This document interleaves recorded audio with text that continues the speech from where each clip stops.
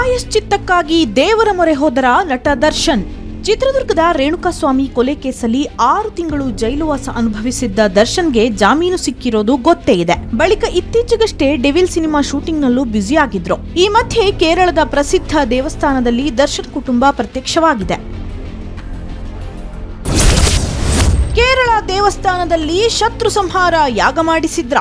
ಮಂಗಳೂರು ಗಡಿಭಾಗದ ಕೇರಳದ ಕಣ್ಣೂರು ಜಿಲ್ಲೆಯಲ್ಲಿದೆ ಈ ದೇಗುಲ. ಇದರ ಹೆಸರು ಮಡಾಯಿಕಾವು ಭಗವತಿ ದೇವಸ್ಥಾನ.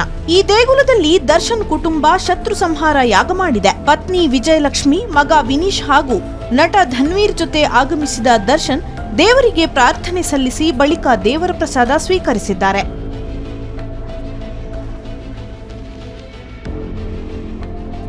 ಇದು ಕೇರಳದ ದೇವಸ್ವಂ ಬೋರ್ಡ್ಗೆ ಸೇರುವ ದೇವಸ್ಥಾನ. ಸುಮಾರು 20 ನಿಮಿಷ ದೇವಸ್ಥಾನದ ಒಳಭಾಗದಲ್ಲೇ ಇದ್ದ ದರ್ಶನ್ ಕುಟುಂಬ ದೇವರ ಎದುರು ನಿಂತು ದೀರ್ಘವಾಗಿ ಪ್ರಾರ್ಥಿಸಿದ್ದಾರೆ. ಶತ್ರು ಸಂಹಾರ ಪೂಜೆ ಸಲ್ಲಿಕೆ ಬಳಿಕ ಮಾಂಸಾಹಾರದ ನೈವೇದ್ಯ ಸಮರ್ಪಿಸಿ ಪ್ರಸಾದ ರೂಪದಲ್ಲಿ ದರ್ಶನ್ ಪಡೆದಿದ್ದಾರೆ. ಜೊತೆಗೆ ರಕ್ಷಾ ನೂಲು ಹಾಗೂ ಕೆಟ್ಟ ದೃಷ್ಟಿ ಬಿದ್ದಿದ್ರೆ ಅದರ ನಿವಾರಣೆಗೂ ವಿಶೇಷ ಪೂಜೆ ಸಲ್ಲಿಸಿದ್ದಾರಂತೆ.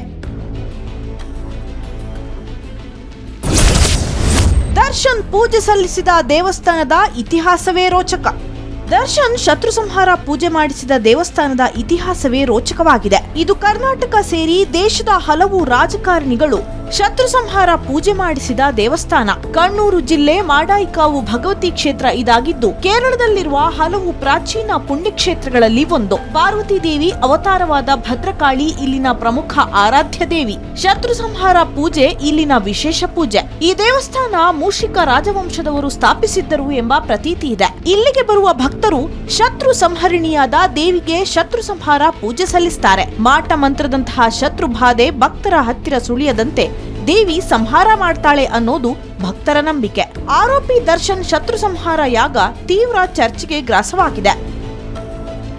ಭರತ್ ರಾಜ್, ಏಷ್ಯಾನೆಟ್ ಸುವರ್ಣ ನ್ಯೂಸ್, ಮಂಗಳೂರು.